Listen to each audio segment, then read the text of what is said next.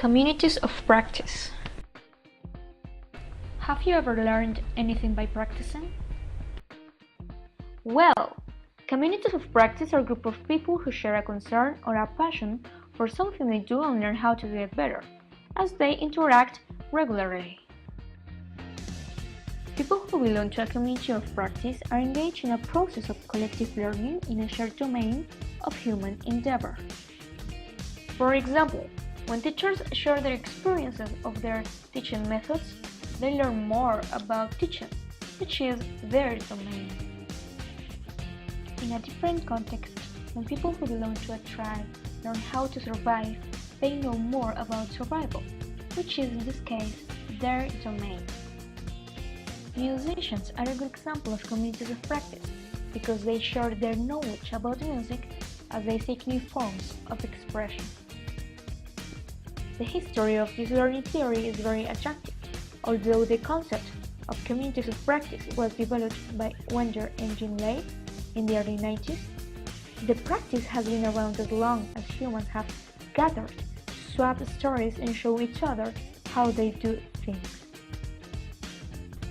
The theorist Jean Lay said, "Learning is ubiquitous in ongoing activity, though often unrecognized as such." Wenger said in his own words, "Practice is a short story of learning. Practice is conversational. Communities of practice are a group of people who share a concern or a passion for something they do and learn how to do it better as they interact regularly." Today, organizations, work groups, teams, and individuals must work together in new ways. Inter-organizational collaboration is increasingly important. Communities of practice provide a new model for connecting people in the spirit of learning, knowledge sharing, and collaboration, as well as individual, group, and organizational development. Well, now we have the three main characteristics of a community of practice: domain, practice, and community.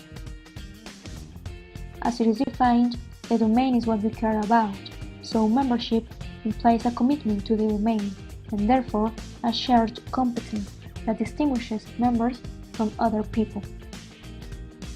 We can see this in a youth gang, where young people have developed all sorts of ways of dealing with their domain, surviving on the street and maintaining some kind of identity they can live with. They value their collective competence and learn from each other. The community is the second main characteristic. In pursuing their interest in their domain, members engage in joint activities and discussions, help each other, and share information. They build relationships that enable them to learn from each other. The Impressionists, for instance, used to meet in cafes and studios to discuss the style of painting they were inventing together. These interactions were essential to making them a community of practice, even though they often painted alone. The last main characteristic is the practice. While the domain provides the general area of interest for the community, the practice is the specific focus around which community develops, shares, and maintains its core of knowledge. The concept of community of practice has found a number of practical applications in business, organizational design, government, education, professional associations, and civic life. People in business adopted this concept because of their recognition that knowledge is a critical asset that needs to be managed strategically. Like businesses, government organizations face knowledge challenges of increasing complexity and scale. They have adopted communities of practice for much the same reasons. Schools are organizations in their own right, and they too face increasing knowledge challenges.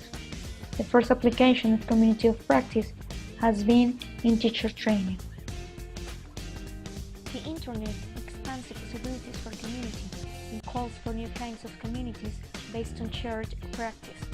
And as a conclusion of the learning theory, we all are part of a community of practice because we want to know more about a specific topic and do better what we already know.